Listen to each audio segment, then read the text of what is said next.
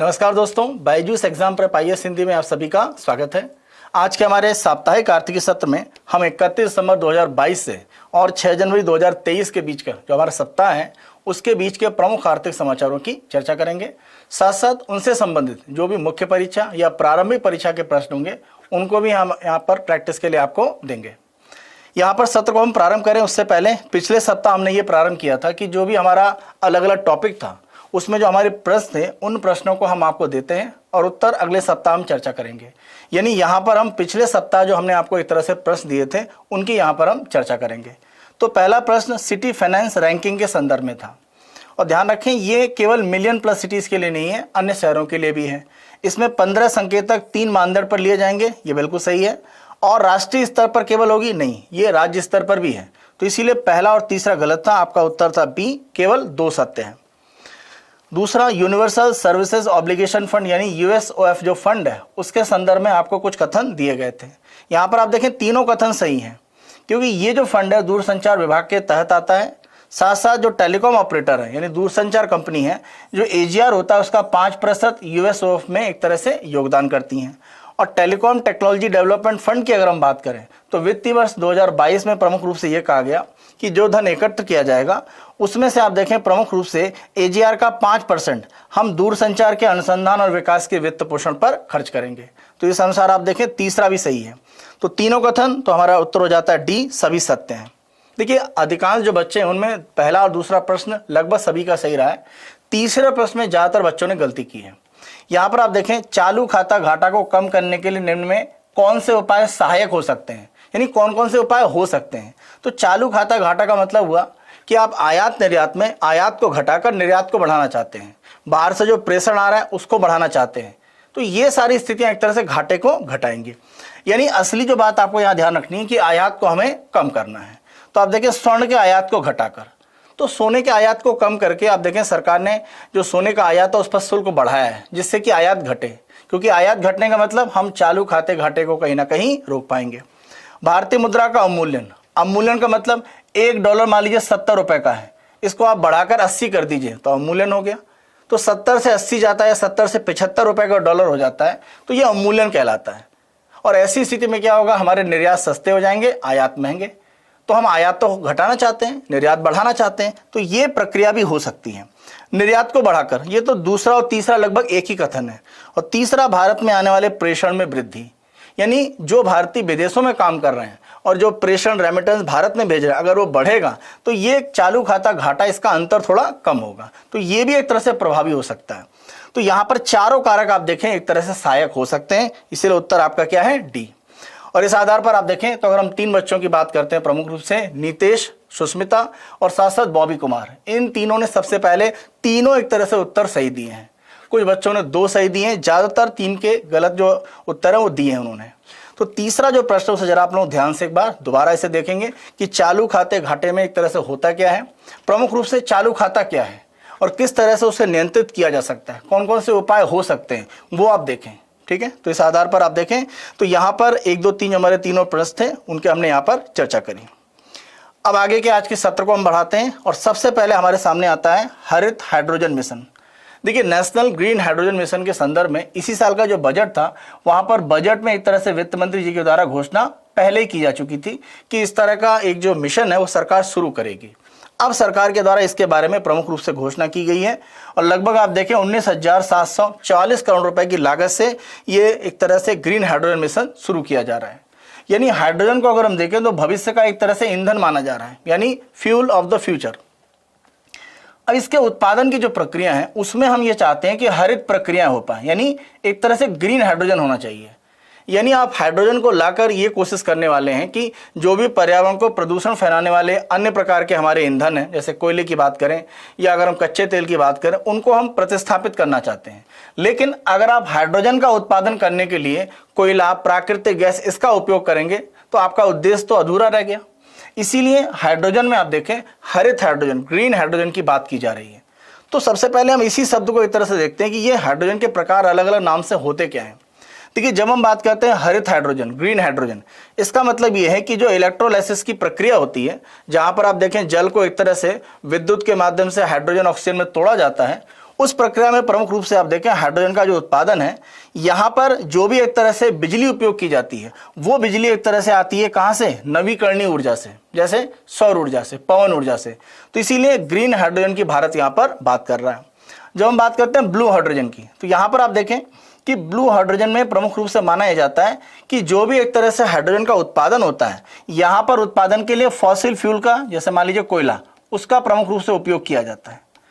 और जो भी एक तरह से CO2 उत्सर्जित होती है, उस CO2 को वातावरण में जाने नहीं दिया जाता है, यानी उसको एक तरह से इकट्ठा किया जाता है। तो ये एक तरह से CO2 कैप्चरिंग कहलाती है। तो इसीलिए यहाँ पर आप देखें ब्लू हाइड्रोजन शब्द उपयोग किया गया है। अगर हम ग्रे हाइड्रोजन की बात करें तो यहाँ पर आप देखें प्रमुख रूप से प्राकृतिक गैस का उपयोग किया जाता है, और ये वर्तमान प्रक्रियाओं में आप देखें विश्व में हाइड्रोजन के उत्पादन करने के लिए प्रमुख रूप से उपयोग किया जाता है। अगर हम पर्पल या पिंक हाइड्रोजन की बात करें तो यहाँ पर परमाणु ऊर्जा का उपयोग किया जाएगा हाइड्रोजन उत्पादन के लिए। अगर हम टर्कोइज की बात करते हैं तो लगभग आप देखें कि जो समुद्र का एक तरह से जल होता है उसका मिलता जुलता एक रंग होता है, तो लगभग आप नीले के आसपास का एक रंग कह सकते हैं। आप यहाँ पर कलर से देख सकते हैं। तो टर्कोइज एक तरह से हाइड्रोजन का मतलब ये होता है कि जो हाइड्रोजन का उत्पादन है वो प्रमुख रूप से आप देखिए जो मीथेन है उसमें प्रमुख रूप से आप कह सकते हैं कि एक विभाजन करके प्राप्त किया जाता है।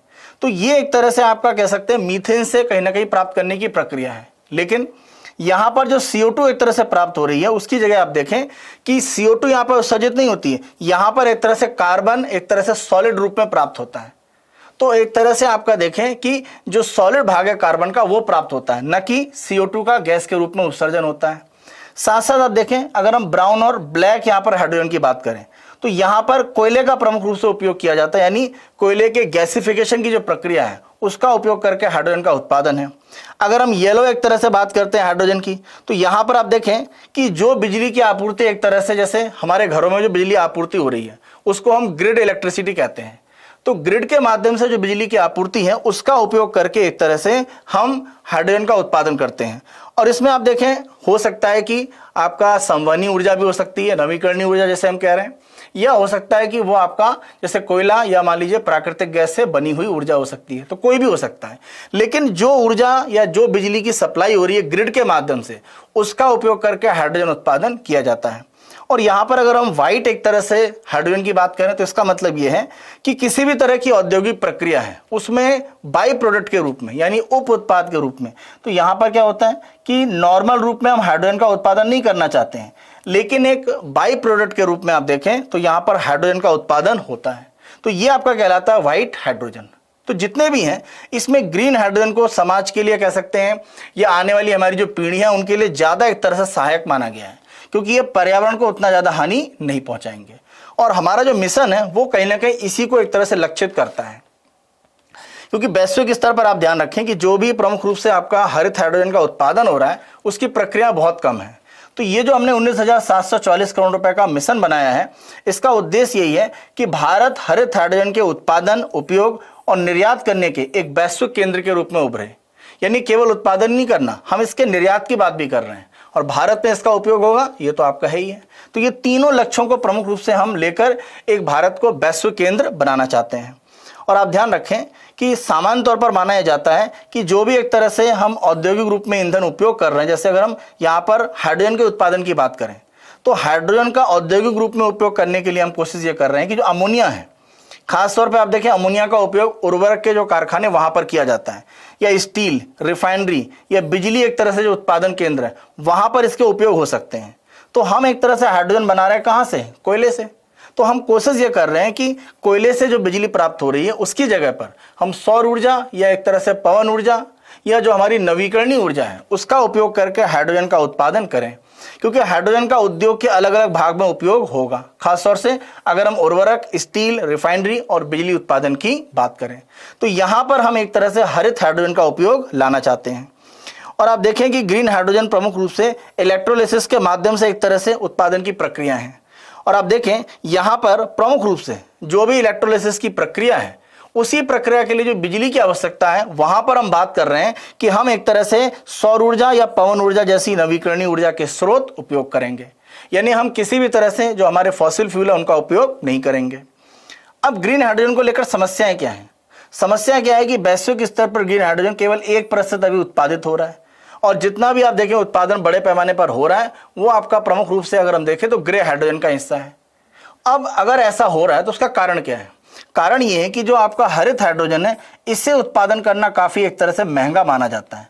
अगर हम यहाँ पर एक आंकड़ा देखें, जैसे हमें 1 किलोग्राम अगर हम ब्लैक हाइड्रोजन की बात करें तो 0.9 से लेकर $1.5 का खर्च आता है।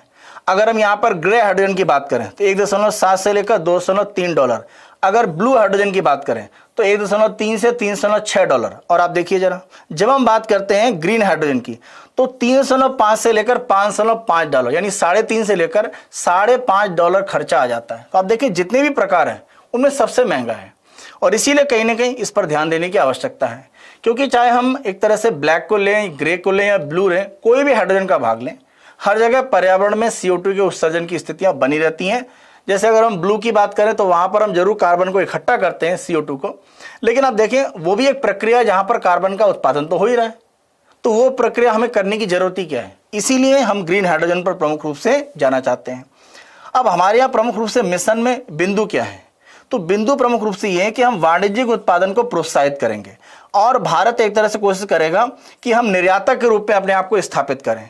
और हमारी कोशिश ये है कि प्रतिवर्ष कम से कम हम 5 मिलियन मीट्रिक टन हरित हाइड्रोजन का उत्पादन करें। और इसके माध्यम से आप देखें कोशिश ये है कि 125 गीगावाट जो हम एक तरह से नवीकरणीय ऊर्जा की बात कर रहे हैं उसी के साथ साथ हम ये हाइड्रोजन का उत्पादन भी करेंगे, क्योंकि अभी हमने देखा कि हरित हाइड्रोजन का उद्योग के साथ साथ आप देखें अन्य साधन के रूप में भी आपका ऐसे परिवहन या अन्य जगह भी धीरे धीरे उपयोग संभव हो पाएगा। तो इसके लिए हम ये उत्पादन का लक्ष्य बना रहे हैं प्रतिवर्ष। तो तीनों क्षेत्रों में हम ये चाहते हैं कि जो भी एक तरह से कार्बन उत्सर्जन की प्रक्रिया उनको रोका जाए। जो हम जीवाश्म ईंधन का आयात करते हैं, कच्चे तेल की बात करें 80 से 85% हमें आयात करना पड़ता है। तो अगर हम उत्पादन की प्रक्रिया भारत में बढ़ाते हैं तो कहीं ना कहीं आयात के बिल वो अपने आप क्या होंगे? नीचे आएंगे। तो कोशिश यही है कि जो भी आपके अलग अलग साधन उपयोग किए जा रहे हैं ईंधन बनाने के लिए वहां पर प्रक्रियाओं पर निर्भरता कम की जाए, स्वदेशी एक तरह से क्षमता बनाई जाए ग्रीन हाइड्रोजन को विकसित करने के लिए। और माना जा रहा है कि इससे रोजगार के अवसर भी उत्पन्न होंगे।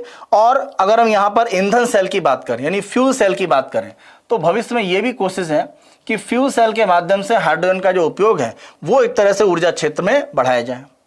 अब सरकार का मानना क्या है? सरकार का मानना है कि हमने ये जो मिशन शुरू किया है हरित हाइड्रोजन के उत्पादन को लेकर 2030 तक, इसमें माना जा रहा है कि लगभग 9 ट्रिलियन रुपए का निवेश आ पाएगा भारत से और विदेश से सब मिलाकर। साथ साथ लगभग 6 लाख लोगों के लिए रोजगार सृजन होगा। और माना यह जा रहा है कि 2030 तक लगभग अगर हम 50 मिलियन मीट्रिक टन की बात करें तो जो CO2 एक तरह से उत्सर्जन है उसको हम रोक पाएंगे। और आप ध्यान रहे हम 2070 तक कार्बन न्यूट्रल होने की बात कर रहे हैं, यानी कार्बन उत्सर्जन को शून्य कर देंगे। 2030 तक हमारा लक्ष्य क्या है? हम रेलवे को एक तरह से कार्बन न्यूट्रल करना चाहते हैं। तो ये सारी प्रक्रियाओं के लिए हमें कहीं ना कहीं ऐसे ऊर्जा के साधन लाने पड़ेंगे जो कार्बन उत्सर्जन को रोकें। तो इसी प्रक्रिया में 2030 तक आप देखें कि लगभग 50 मिलियन मीट्रिक टन जो CO2 का उत्सर्जन है वो हम रोक पाएंगे अगर हम हरित हाइड्रोजन का उत्पादन करते हैं। और जैसा हमने पेरिस समझौते के अनुसार अपने जो लक्ष्य बनाए थे अब तो हमने उसमें कुछ परिवर्तन भी किया है। तो हमारा ये कहना है कि 2005 के अगर हम स्तर का देखें तो 2005 में जो हमारा कार्बन उत्सर्जन था उसमें हम लगभग 45% की गिरावट लाएंगे 2030 तक। तो ये लक्ष्यों की प्राप्ति के लिए कहीं ना कहीं हरित हाइड्रोजन पर जाने की हमें आवश्यकता है। तो सरकार की तरफ से ये जो ग्रीन हाइड्रोजन उत्पादन का मिशन है, सरकार यहाँ पर कैसे समर्थन देने वाली है, सरकार क्या प्रयास करेगी? तो सरकार ने यहाँ पर 2 उप मिशन की बात करी है इसके अंदर। पहला अगर हम देखें तो पहला उप मिशन ये है कि ग्रीन हाइड्रोजन ट्रांजिशन प्रोग्राम। तो यहाँ पर एक तरह से आप देखें ये साइड कार्यक्रम कहलाएगा। तो ये ग्रीन हाइड्रोजन ट्रांजिशन प्रोग्राम है, इसमें एक तरह से रणनीतिक हस्तक्षेप किया जाएगा, यानी इलेक्ट्रोलाइजर का घरेलू निर्माण इसको वित्त पोषित किया जाएगा। और आप देखें ये एक बड़ी समस्या है क्योंकि इलेक्ट्रोलाइजर जिसके माध्यम से प्रमुख रूप से हम हाइड्रोजन के उत्पादन की प्रक्रियाएं करते हैं, हम ज्यादातर इसके लिए क्या है? आयात पर निर्भर करते हैं। तो सरकार का ये जो साइड कार्यक्रम है इसके माध्यम से सरकार की कोशिश क्या है? सरकार प्रमुख रूप से यही कोशिश कर रही है। अगर हम इस साइड कार्यक्रम का यहाँ पर देखें तो साइड कार्यक्रम के माध्यम से सरकार का प्रयास प्रमुख रूप से यही है। अगर हम यहाँ पर साइड कार्यक्रम को देखें तो ये आपका एक तरह से है strategic intervention for green hydrogen transition programme. तो ये जो आपका साइड कार्यक्रम है इससे हम इलेक्ट्रोलाइजर का जो उत्पादन है वो भारत में बढ़ाना चाहते हैं, जिससे कि इलेक्ट्रोलाइजर के लिए आयात पर हमारी जो निर्भरता है वो कहीं ना कहीं कम हो पाए। दूसरा अगर हम देखें, उभरते अंतिम उपयोग क्षेत्र और उत्पादन मार्गों में पायलट परियोजनाओं का समर्थन करना, यानी ऐसे क्षेत्र जहां पर हरित हाइड्रोजन का उपयोग हो सकता है या एक तरह से उत्पादन की स्थितियों में वो सहायता कर सकते हैं, उन क्षेत्रों में पायलट परियोजनाएं शुरू करना। देखिए, पायलट परियोजना का मतलब होता है कि प्रायोगिक आधार पर, यानी आप एक तरह से कह सकते हैं कि हम सबसे पहले एक्सपेरिमेंट के आधार पर कहीं पर शुरू करेंगे। जैसे मान लीजिए अगर हम ये कहते हैं कि उर्वरक के उत्पादन में हाइड्रोजन का उपयोग करना है, तो उसके लिए हम पहले किसी एक दो संयंत्र में इसका प्रयोग करेंगे, तो ये पायलट परियोजनाएं कहलाएंगी। तो सरकार दो तरीके से यहां पर आप देखें इस मिशन में काम करेगी। तो इस मिशन में दो उप मिशन शामिल हैं, एक इलेक्ट्रोलाइजर के उत्पादन के संदर्भ में और दूसरा उत्पादन के साथ साथ अगर हम देखें जहां जहां इसका उपयोग हो पाएगा, उसमें जहां जहां हमें नए प्रयोग करने हैं या हाइड्रोजन का नए रूप में कहां उपयोग हो सकता है, उनमें हम एक तरह से प्रायोगिक आधार पर पायलट परियोजनाएं चलाएंगे।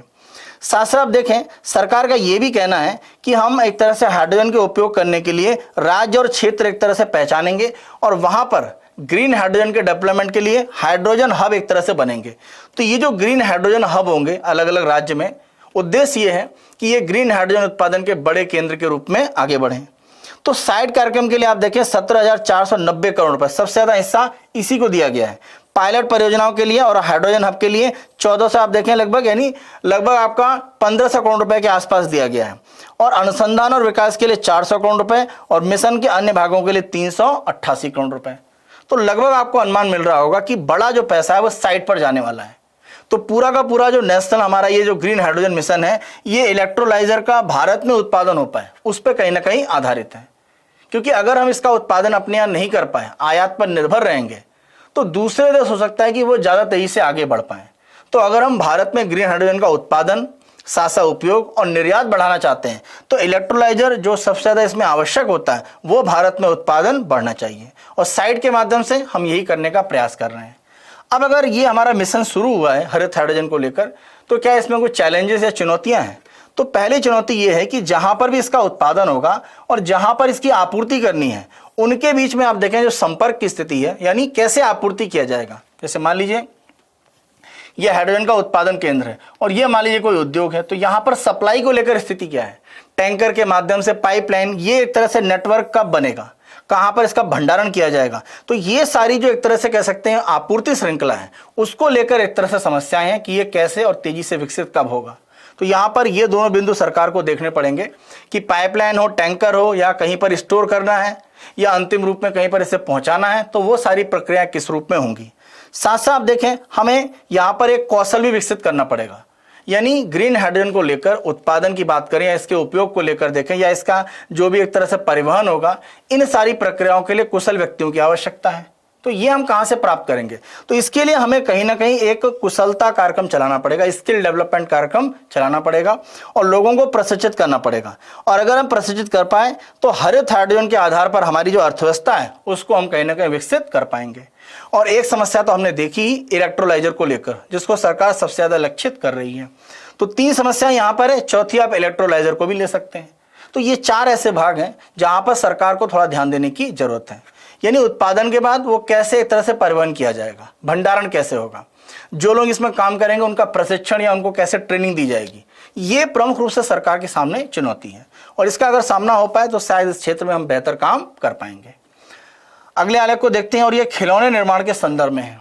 और इसके लिए आप देखें प्रधानमंत्री के द्वारा कई बार यह बात की गई है कि खिलौने जैसे जो उत्पाद हैं उन पर हमें जो एक तरह से बाहर के देशों पर निर्भरता है, खासतौर से अगर हम चीन की बात करें, उन पर अपनी निर्भरता को घटाना पड़ेगा। और इस क्षेत्र में आप देखें कहीं ना कहीं भारत के द्वारा जो प्रयास किए गए उनके परिणाम थोड़े बहुत दिख रहे हैं। ऐसा नहीं कि बहुत बड़े स्तर पर परिणाम हो गए हैं, लेकिन एक परिवर्तन जरूर दिख रहा है। जैसे अगर हम यहाँ पर प्रमुख रूप से आंकड़े देखें तो माना जा रहा है कि अगर हम 21-22 का जो वित्तीय वर्ष है वहां पर देखें तो वर्तमान में हम एक तरह से जो खिलौने हैं उसके पूर्ण रूप से निर्यातक हो चुके हैं, यानी आयात की तुलना में हमारा जो निर्यात है वो एक तरह से ज्यादा है। तो अगर हम खिलौने का आयात की तुलना में निर्यात ज्यादा कर रहे हैं तो ये देश की अर्थव्यवस्था के लिए बेहतर स्थिति है और बाहरी देशों पर निर्भरता धीरे धीरे कम हो रही है।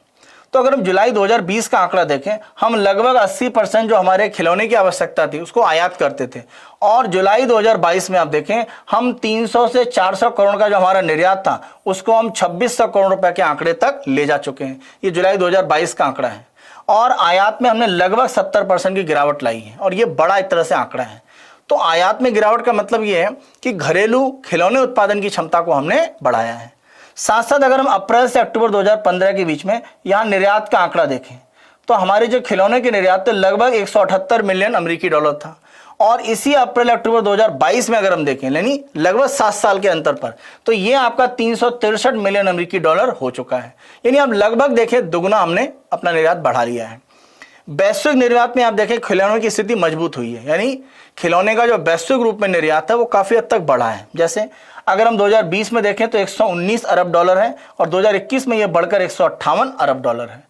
तो यहाँ पर आप देखें कुछ चार्ट के माध्यम से अलग अलग जो आंकड़े हैं उनको विस्तृत रूप में यहाँ पर बताया गया है। जैसे पहला आंकड़ा आप देखें, जब हम बात करते हैं कि इंडिया टॉय एक्सपोर्ट, भारत का जो खिलौना निर्यात होता है सबसे ज़्यादा कहाँ पर जाता है, तो ध्यान रखें यूएसए को हम सबसे ज़्यादा एक तरह से जो खिलौने हैं उसके प्रमुख रूप से निर्यात करते हैं। और ये आंकड़ा आप देखें कि जितना भी एक तरह से हमारा निर्यात होता है उसमें काफ़ी वृद्धि हुई है, क्योंकि निर्यात की वृद्धि आप ऐसे देख सकते हैं कि 44 मिलियन डॉलर को बढ़ाकर हमने एक तरह से 144 मिलियन डॉलर कर दिया है। तो आप देखें हमारा जो निर्यात जा रहा था वो लगभग 44 मिलियन डॉलर था अगर हम 2015 की बात करें। कहाँ पर? अमेरिका में। तो यूएसए में हमारा जो खिलौने का निर्यात था वो 44 से 144 हो चुका है। हम 2015 से 2022 के बीच में बात कर रहे हैं।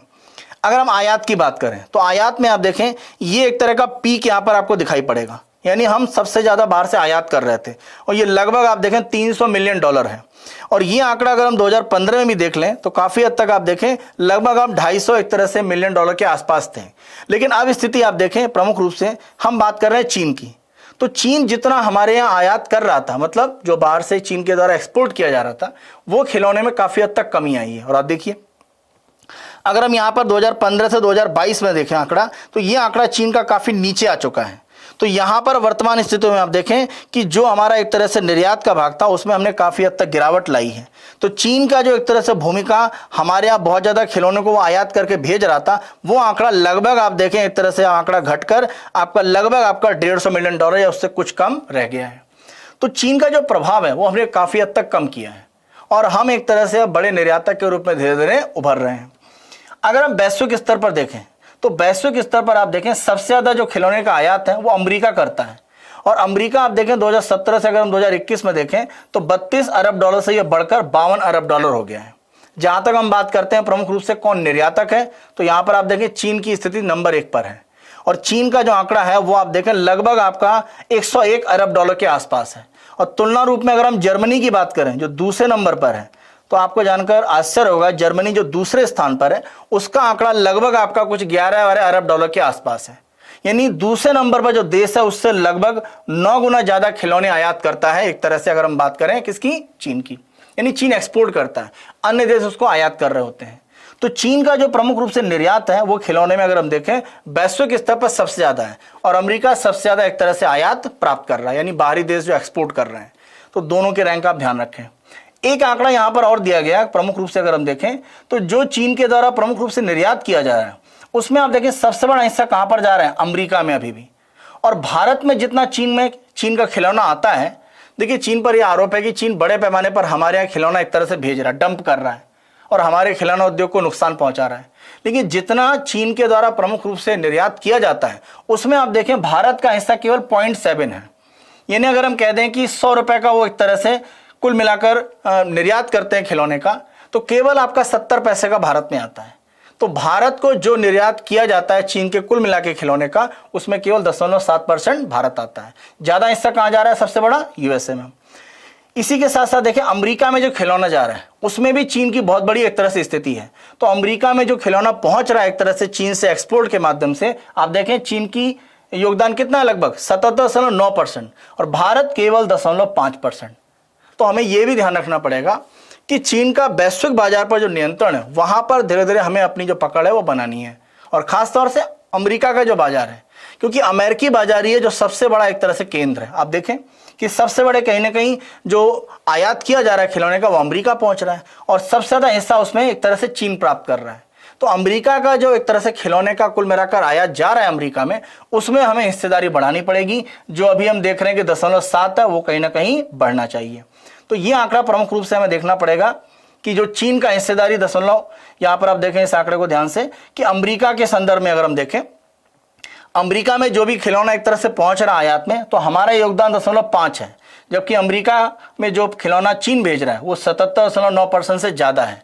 तो हमें ये स्थिति बदलनी है। और यहाँ अगर हम बात करें तो हम कह सकते हैं कि संतोषजनक स्थिति है, क्योंकि चीन के कुल मिलाकर जो खिलौने की आयात है उसमें भारत में जो आ रहा है हिस्सा वो काफ़ी हद तक हमने घटाया है। लेकिन अब हमें एक्सपोर्टर या निर्यातक बनने पर ध्यान रखना है। तो वर्तमान स्थिति यही है। तो खिलौने उद्योग के संदर्भ में अब यही एक तरह से माना जा रहा है कि हम अपने आप को थोड़ा परिवर्तित कर रहे हैं, और हमारी कोशिश क्या है कि हम बड़े एक्सपोर्टर के रूप में एक तरह से उभरें। और जो आंकड़े दिख रहे हैं उससे हम स्पष्ट रूप से समझ सकते हैं कि ऐसी स्थिति बन रही है।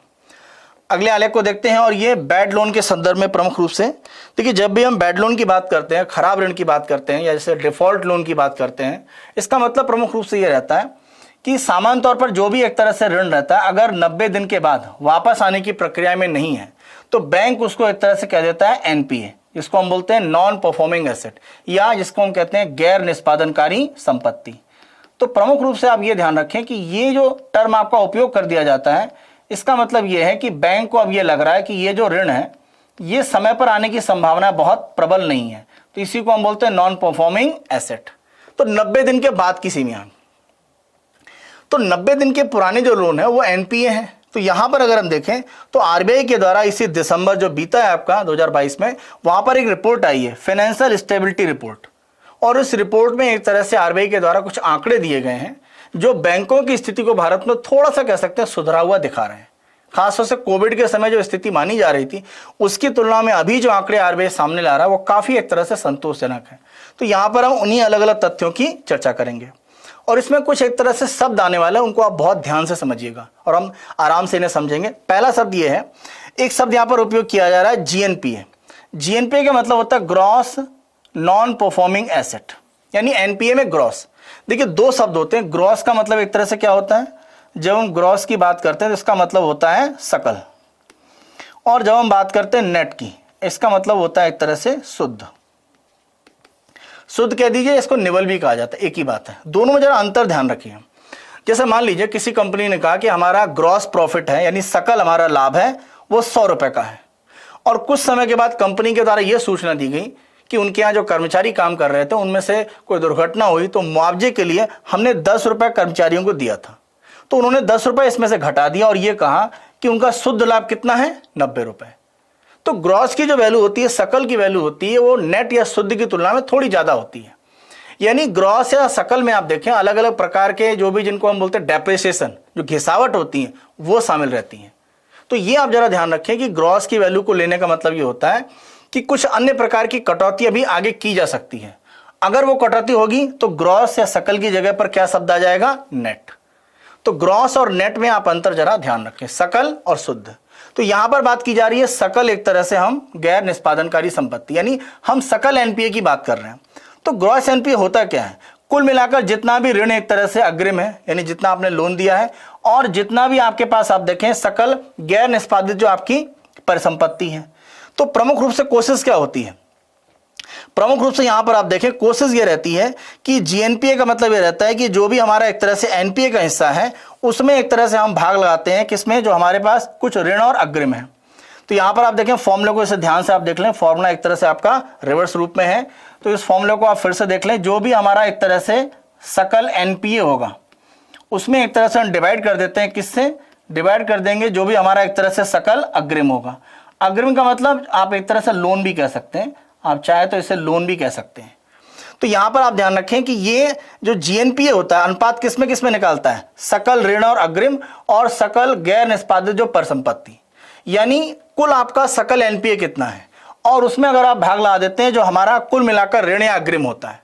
तो आपने ये कहा कि भाई हमारा जो एनपीए खराब हो चुका है, मान लीजिए आपने बोला 100 रुपए है, और आपने ये बोला कि हमने कुल जितने ऋण दिए हैं वो मान लीजिए कितने रुपए के, 200 रुपए के। तो यहां पर ये वैल्यू कितनी निकल के आ गई, 0.5%।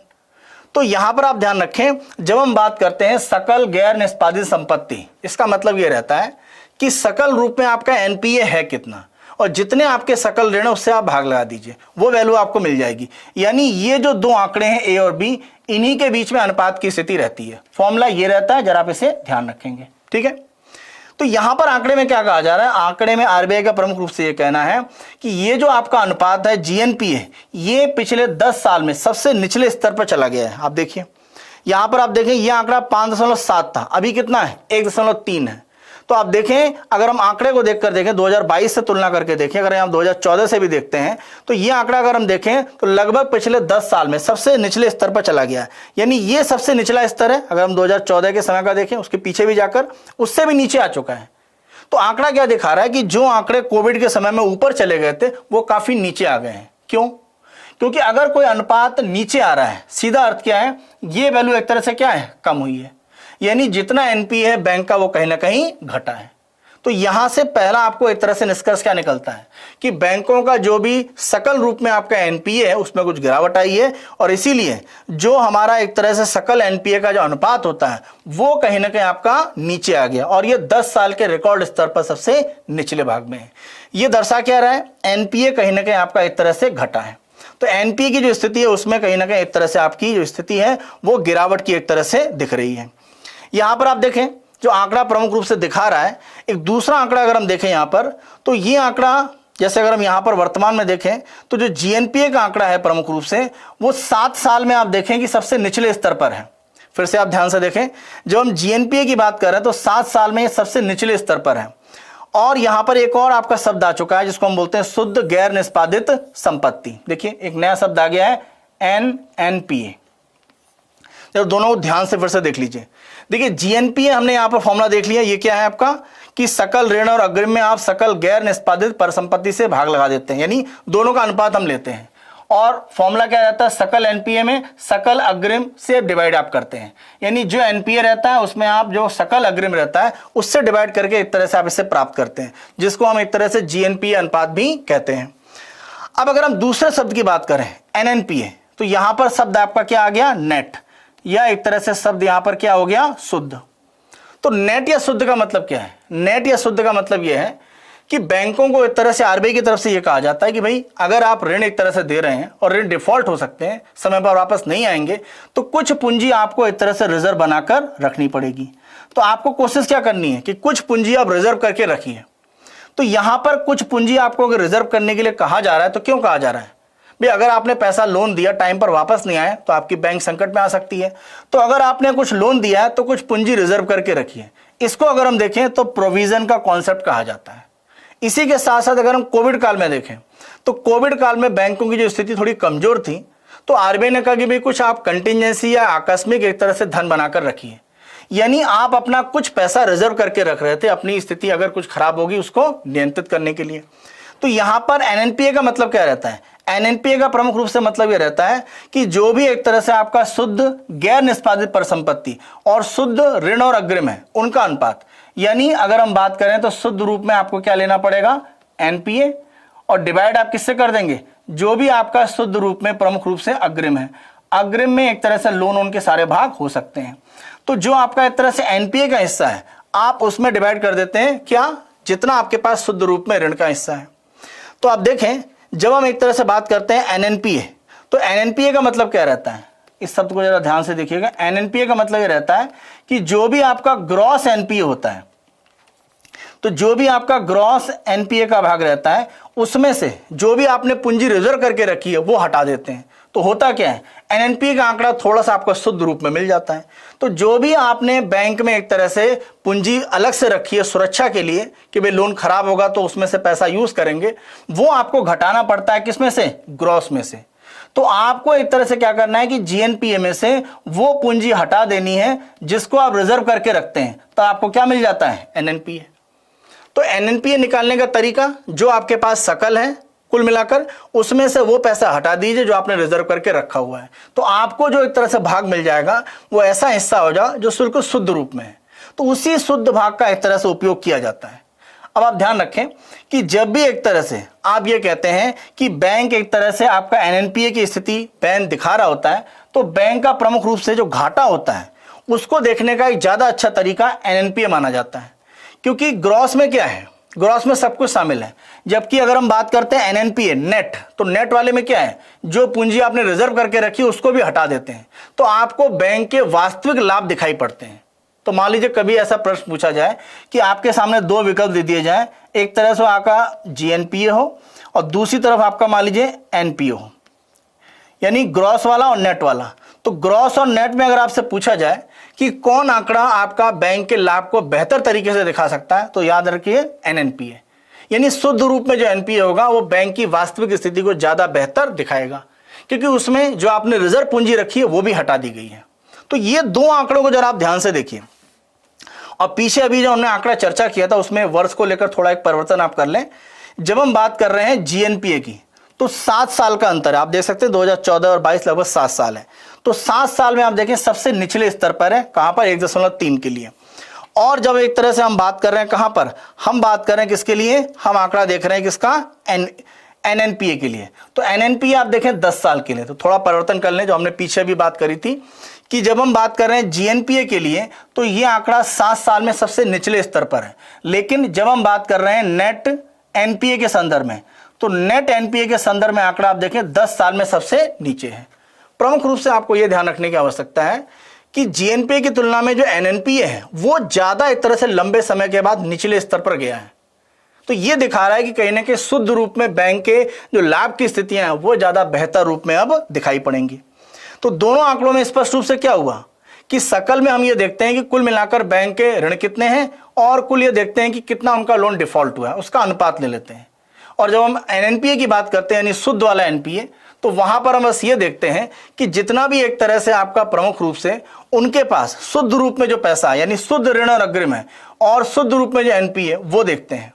तो यहां पर हम क्या करते हैं, निकालने का तरीका यह है कि अगर आपको एनएनपीए निकालना है तो सीधा मतलब है कि आपके पास जो जीएनपीए का आंकड़ा है उसमें से कुछ जो पूंजी आपने रिजर्व करके रखी है उसको माइनस कर दीजिए, जो बैंक ने बोला जिसको हम कहते हैं प्रोविजन, या कुछ आकस्मिक अनुपात है वो पैसा रखा है उसे हटा दीजिए। तो शुद्ध रूप में आपको एक तरह से जीएनपीए की स्थिति मिल जाती है। तो ये दो आंकड़े जो नीचे गए हैं ये काफी बेहतर रूप में स्थिति दिखा रहे हैं बैंकों की। अब कारण क्या है, कारण के लिए आप देखें पहला यहां पर जो जिम्मेदार माना गया वो स्लिपेज अनुपात है।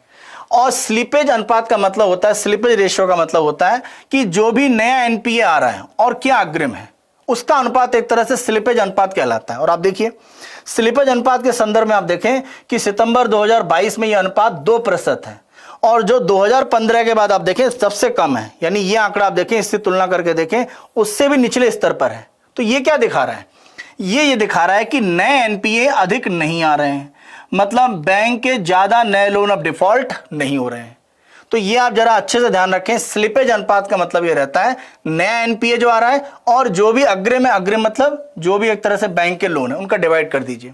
तो जो स्लिपेज अनुपात है वो अगर हम 2015 की तुलना में देखें उससे भी नीचे चला गया, लगभग आप देखें 2% के आसपास।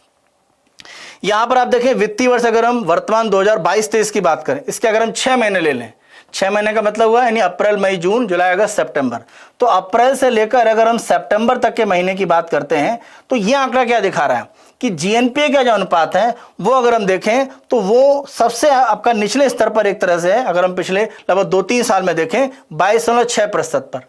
तो जीएनपीए इतना नीचे क्यों गया है, इसका कारण यह है कि बैंक अपने बहुत सारे लोन को क्या कर रहे हैं, राइट ऑफ कर रहे हैं। और आप लोग देखें पिछले अगर हम 2-3 पहले वीडियो में देखें राइट ऑफ का कॉन्सेप्ट हमने चर्चा किया था कि बहुत सारे लोन ऐसे रहते हैं बैंक के जिनकी वापसी आने की संभावनाएं रहती हैं, उन्हें बैंक के अकाउंट से हटा दिया जाता है, लेकिन उनकी वसूली की प्रक्रियाओं के लिए बैंक काम करता रहता है। तो वो जो लोन होते हैं जो एक तरह से बैंक के अकाउंट से हटाए जाते हैं, जो उनके लाभ हानि में नहीं दिखते हैं, उनको हम राइट ऑफ के रूप में बोलते हैं। तो ये जो आपका ऋण का राइट ऑफ की प्रक्रिया है वो लगातार 2 वर्षों से एक तरह से हुई है। और इसका प्रभाव क्या है कि बैंकों का एक तरह से जो शुद्ध रूप में नहीं सकल रूप में जो सकल एनपीए वहां पर आप देखें बड़े पैमाने पर एक तरह से स्थिति 22.6% स्तर पर दिखा रही है। तो ये भी क्या दिखा रहा है, ये दिखा रहा है कि कुल मिलाकर जो सकल एनपीए बैंकों का वो भी एक तरह से क्या है, वो आपका निचले स्तर पर जा रहा है। कारण हम बहुत सारे लोन को समाप्त कर दे रहे हैं, राइट ऑफ का मतलब हटा देना, सामने नहीं दिख रहा है, बैंक के पास है वो उसे वसूल करने का वो काम करेंगे, लेकिन अपने अकाउंट में उसको विजिबल नहीं करते, दिखाते नहीं है। तो ये भी एक कारण के रूप में है। कुछ और तथ्य अगर हम यहां पर देखें तो ये कहा जा रहा है कि बैंकों का वर्तमान में जो एनपीए है उसमें अगर हम देखें तो जो हिस्सा वो प्रावधान यानी प्रोविजन के रूप में रखते हैं, मतलब जो आपने लोन दिया है उसकी सुरक्षा करने के लिए कुछ पूंजी आप रिजर्व करके रखते हैं। तो जो आपने रिजर्व पूंजी करके रखी है वो प्रोविजन एक तरह से कहलाता है या प्रावधान। और कोविड के समय में जो आकस्मिक उपाय के लिए बैंक को पैसा जमा करना पड़ा, तो इस कारण से आप देखें तो बैंकों की ये जो शर्तें थी अब धीरे धीरे कम की जा रही हैं। और इसीलिए माना जा रहा है कि जब आपको अपना पैसा ज्यादा रिजर्व नहीं करना है, आपको आकस्मिक स्थिति में ज्यादा पैसा आप जमा नहीं करना है कोविड के कारण जो पहले था, तो वो स्थिति थोड़ी हटी है। तो इससे क्या हुआ है कि सार्वजनिक यानी पब्लिक सेक्टर या प्राइवेट दोनों बैंकों के शुद्ध लाभ बढ़े हैं। और आप आंकड़ा देखिए, अगर हम वित्तीय वर्ष यहां पर बात करते हैं 18-19 की, वहां की तुलना में आप देखें आंकड़ा ये ऊपर जा चुका है, चाहे हम बात करें सरकारी बैंकों की या निजी बैंकों की। तो दोनों में आप देखें लाभ की जो स्थितियां वो कहीं ना कहीं एक तरह से बढ़ी हैं। और आप देखें बैंक की लाभप्रदता यानी जिसको बोलते हैं प्रॉफिटेबिलिटी, ये रिटर्न ऑन एसेट होती है जिसको हम बोलते हैं आरओए। तो रिटर्न ऑन एसेट का मतलब रहता है कि भाई जो कुल संपत्ति बैंक है उस पर बैंक को कितना शुद्ध लाभ हो रहा है। बैंक कह रहा है कि हमारे पास 100 रुपए की संपत्ति है, तो लाभ आपका कितना है 10 रुपए, तो आपका 10% हुआ रिटर्न। तो रिटर्न ऑन एसेट का मतलब यह रहता है कि आप अपनी जो कुल संपत्ति उस पर कितना लाभ प्राप्त कर रहे हैं शुद्ध रूप में। तो यहां पर यह माना जाता है कि अगर आपका एक तरह से रिटर्न ऑन एसेट ये 1% या उससे ज्यादा है, यानी 1% की स्थिति में है, देखिए 1 के बराबर हो या 1 से ज्यादा, तो माना जाता है ये बैंक के लिए अच्छी स्थिति है। और आप देखें सितंबर 2019 में आप आंकड़ा देख सकते हैं, ये अगर हम 2022 की बात करें ये आंकड़ा आप देखिए, तो ये एक तरह से आपका वैल्यू यहां पर प्रमुख रूप से जो स्थिति मानी जा रही है वो नकारात्मक एक तरह से था। तो सभी अनुसूचित वाणिज्यिक बैंकों का जो रिटर्न ऑन एसेट था सितंबर 2019 में माइनस में था, और सितंबर 2022 में आप देखें ये 10.8% के आंकड़े पर आ चुका है। तो आप वैल्यू देखिए अब 10.8% के आंकड़े पर कहीं ना कहीं चला गया है। तो ये वैल्यू आप देखें जो आपकी मानी जा रही है वो सितंबर 2019 में एक तरह से माइनस में थी, अब वैल्यू क्या है प्लस में आ चुकी है। प्लस में कितनी 0.8, यानी लगभग 1 के आसपास पहुंच रही है। यानी जितना आपके पास एसेट है उतने लगभग लाभ की स्थितियां भी बन रही हैं, यानी बैंक के कहीं ना कहीं जो लोन है वो वापस आने की प्रक्रिया बढ़ी है। इसी के साथ साथ देखें 2016 में जो भी एक तरह से बकाया ऋण का 40% था बैंकों का उद्योग के ऊपर था, और ये आप देखें 20% एक तरह से खुदरा ऋण दिया जाता था। यानी जितना भी लोनिंग का भाग था उसमें से 40% हिस्सा उद्योग को और 20% खुदरा या रिटेल जैसे हम और आपको दिया जाता था। 2022 में आप देखें खुदरा ऋण की स्थिति उद्योग से ज्यादा हो गई है। आप यहां पर देखिए इमेज में, यहां पर आप देखें उद्योग को देखिए सबसे ज्यादा ऋण दिए जा रहे हैं, और हम और आप यानी पर्सनल लोन देखिए बहुत निचले पर हैं। लेकिन हम प्रमुख रूप से आप देखें कि जो भी स्थिति एक तरह से बन रही है उसमें कहीं ना कहीं स्थितियां थोड़ी सी अब परिवर्तित हो रही हैं। अगर आप आंकड़ा यहां पर देखिए यहां पर स्थिति क्या, उद्योग को जो एक तरह से ऋण की बात है तो उद्योग के संदर्भ में स्थिति लगातार एक गिरावट की स्थिति में आ रही है। अब उद्योग नीचे चला गया है, ये हरा अगर आप देखें पर्सनल लोन ये ऊपर चला गया है। तो आपको यहां जरा ध्यान देने की जरूरत है। यानी यहां पर क्या दिखाई पड़ रहा है कि जो भी आपका एक तरह से पर्सनल लोन का भाग है, यानी जैसे हम और आप सामान लोन ले रहे हैं, वो ज्यादा हो चुका है किसकी तुलना में, जो उद्योगों को या इंडस्ट्रीज को लोन दिया जा रहा है। तो उद्योग सबसे डिफॉल्ट करते हैं और बैंकों ने उद्योग को अब लोन कम दिया है, पर्सनल लोन ज्यादा दे दिया है। तो हो क्या रहा है, उनके डिफॉल्ट अपने आप कम हो गए, यानी बैंकों का जो एनपीए है वो नीचे गया है। ये भी एक आंकड़ा यहां पर सामने आ रहा है। 2018 में आप देखें उद्योग के क्षेत्र में खराब ऋणों की स्थिति, हिस्सेदारी उनकी ज्यादा थी, और कहीं ना कहीं माना यह जा रहा है कि खुदरा क्षेत्र में आप देखें खराब ऋण ज्यादा नहीं होते हैं, ज्यादा डिफॉल्ट नहीं होते हैं पर्सनल लोन, उद्योगों में ज्यादा डिफॉल्ट होता है। तो ये स्थिति कहीं ना कहीं दर्शा रही है कि उद्योग एक तरह से नीचे आ गया, पर्सनल लोन ऊपर चला गया है, और ये बैंकों का एनपीए घटा रहा है। और वैसे भी अगर आप देखें यहां पर कि जो भी एक तरह से लोन की स्थितियां उसमें इंडस्ट्री का आंकड़ा नीचे लगातार आता जा रहा है, कृषि की स्थिति देखिए बेहतर हो चुकी है। तो उद्योग जो डिफॉल्ट कर रहे हैं, समय पर लोन आपको नहीं दे रहे हैं, उनको लोन देना बैंक ने कम कर दिया है, और ऐसी स्थिति में कहीं ना कहीं बैंक के एनपीए अपने आप सुधरे हैं। तो ये कुछ तथ्य थे जिनको आप ध्यान रखें, खासतौर से जीएनपीए और एनएनपीए का कॉन्सेप्ट ध्यान रखें, रिटर्न ऑन एसेट को ध्यान रखें। तो ये आपके कुछ तथ्य हैं जो कह सकते हैं डेफिनेशन के रूप में आए हैं, उनको आपको ध्यान से यहां पर समझने की आवश्यकता है। अगले आलेख को देखते हैं, निगम कर जीडीपी अनुपात। देखिए निगम कर की अगर हम बात करें तो कंपनियों की तरफ से जो भी एक तरह से कॉर्पोरेट टैक्स दिया जाता है, तो भारत सरकार को जो प्रमुख रूप से प्रत्यक्ष कर मिलते हैं, तो जैसा आयकर है उसी तरह से निगम कर है, ये कंपनी के द्वारा दिया जाता है। आयकर एक इंडिविजुअल व्यक्ति या अगर हम बात करें हिंदू अनडिवाइडेड फैमिली वो देते हैं। तो प्रमुख रूप से आप ध्यान रखें निगम कर की जो स्थिति एक प्रत्यक्ष कर के रूप में है वो जीडीपी अनुपात में आप देखें 3% के आंकड़े को पार कर चुकी है। अगर हम पिछले 2 साल में देखें तो यहां पर हम देखें आंकड़ा जो एक तरह से 2018-19 के लिए आ रहा है, तो सबसे अगर हम आसपास के 5 वर्षों में देखें तो 2018-19 में ऐसा था कि जितना एक तरह से भारत में निगम कर आ रहा था जीडीपी की तुलना में, वो 3% के ऊपर यानी 3.51% था। तो यहां पर आप देखें हम निगम कर को जीडीपी के अनुपात में देख रहे हैं। यानी मान लीजिए अगर हम कहते हैं कि जीडीपी 100 रुपए की है और निगम कर 3 रुपए का है, तो हम कह देंगे कि जीडीपी के तुलना में निगम कर का जो अनुपात है वो कितना है, 3%। तो यहां पर अगर हम कॉर्पोरेट टैक्स जीडीपी रेशियो देखें तो 2018-19 में सर्वोच्च था 3.51, अगर हम पिछले 5 वित्तीय वर्ष की बात करें। इसके बाद अगर हम प्रमुख रूप से देखें तो यहां पर आंकड़ा माना जाता है कि अगर हम 21-22 का आंकड़ा देखते हैं तो 2021-22 का जो आंकड़ा है ये वैल्यू को एक तरह से दिखा रहा है कितना, 3.01%, यानी 3% का बैरियर ये पार कर चुका है। और अगर हम लोएस्ट स्तर पर देखें प्रमुख रूप से तो माना जाता है कि 2019-20 का आंकड़ा 2019-20 में कह सकते हैं बहुत निचला स्तर गया था, जहां पर यह आंकड़ा 2.77% था। लेकिन अगर हम देखें तो सबसे खराब स्थितियों में प्रमुख रूप से जो आंकड़ा माना जाता है यहां पर यह 19-20 के समय का एक तरह से 2.77। इसी के साथ साथ अगर हम देखें, जब हम बात करते हैं कोविड काल के समय में, तो कोविड की जो स्थितियां थी वहां पर जो आंकड़ा था वो एक तरह से आप देखें तो यह 2.77 के प्रतिशत के स्तर से नीचे भी गया था। तो अगर हम यहां पर आंकड़ा एक तरह से 2020-21 की बात करें तो यह 2.77% से नीचे भी गया था। तो कोविड काल में आप देखें पिछले अगर हम 5 वित्तीय वर्ष की बात करें तो सबसे निचले स्तर पर एक तरह से स्थिति पहुंची थी। तो 19-20 में जो आंकड़ा आपका 2.77 था, आप देखें कि इसमें प्रमुख रूप से 21-22 में एक तरह से बढ़ोतरी 3 के ऊपर चली गई है और 18-19 का जो सर्वोच्च आंकड़ा है वहां तक एक तरह से पहुंचने की स्थितियां कहीं ना कहीं बन रही हैं। तो आंकड़ा देखकर यह लग रहा है कि जो 18-19 में सर्वोच्च आंकड़ा था वो शायद निगम कर जीडीपी के साथ में प्राप्त कर लेगा। 21-22 का आंकड़ा तो आ चुका है। अगर हम बात करें 2022-23 की तो 22-23 का जो वित्तीय वर्ष है वहां पर शायद ये फिगर हम पहुंच पाए। तो टैक्स जीडीपी का जो भी एक तरह से अनुपात होता है खासतौर से निगम कर का जीडीपी के साथ में, तो ये आंकड़ा आप देखें 2 वर्ष के बाद प्रमुख रूप से आपका 3% के ऊपर गया है। तो यहां पर आपको ये ध्यान रखने की प्रमुख रूप से आवश्यकता है, क्योंकि 18-19 के बाद की स्थितियों में ये आपका 3% को क्रॉस किया है। तो 19-20 और 20-21 दोनों ही आंकड़ों में आप देखें ये 3 के नीचे रहा था। तो मैंने आपको हमेशा कहा है कि जब भी आंकड़ा आप याद करें तो आप कंपैरेटिव तुलनात्मक याद करें। पिछले 5 वर्ष में सबसे ज्यादा कौन सा था, घटते बढ़ते क्रम में क्या था, तो वो स्थिति आप ध्यान रखें, वो आपकी परीक्षा के लिए ज्यादा महत्वपूर्ण है। अगले यहां पर अपने समाचार को देखते हैं। यह इलेक्ट्रॉनिक एक तरह से जो वाहन निर्माण की प्रक्रिया है, यह प्रमुख रूप से आप देखें एक स्कीम है सरकार की, फेम स्कीम। देखिए अगर हम फेम स्कीम की बात करें तो ये स्कीम जो शुरू की गई थी, अगर हम यहां पर फेम स्कीम को प्रमुख रूप से देखें तो faster adoption and manufacturing of hybrid and electric vehicles in India. तो फेम इंडिया जो स्कीम है अगर हम 2015 के समय देखें तो प्रमुख रूप से शुरू की गई और कोशिश ये थी कि जो भी एक तरह से भारत में इलेक्ट्रिक वाहन का उत्पादन करने की प्रक्रिया है वहां पर एक तरह से जो सब्सिडी है वो प्रमुख रूप से दी जाए। अब यहां पर सरकार तथ्य क्या सामने ला रही है कि जो भी एक तरह से सब्सिडी है वो सरकार की कोशिश थी कि घरेलू जो उत्पादक हैं उनको दी जाए।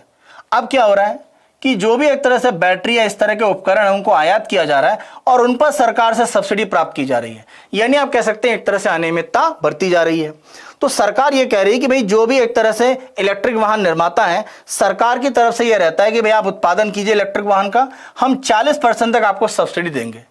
यानी इलेक्ट्रिक वाहन का उत्पादन मान लीजिए 1 लाख रुपए में आप करते हैं, हम 40,000 आपको देने वाले हैं, यानी आपकी लागत 60,000 पड़ेगी, 40,000 सरकार सब्सिडी दे रही है।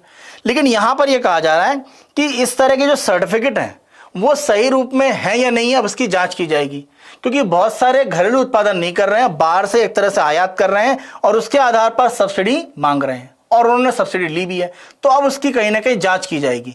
तो जो क्लेम किया जा रहा है इलेक्ट्रिक वाहन उत्पादकों के द्वारा उसमें अब जांच होगी कि कितना आयात की भूमिका है, क्योंकि सरकार घरेलू उत्पादन को एक तरह से आगे बढ़ाने पर काम कर रही है। और प्रमुख रूप से आप देखें जो इलेक्ट्रिक वाहन यहाँ पर जो आपके दोपहिया हैं उनकी अगर हम बात करें, उनके निर्माताओं पर कहीं ना कहीं सरकार जांच करेगी।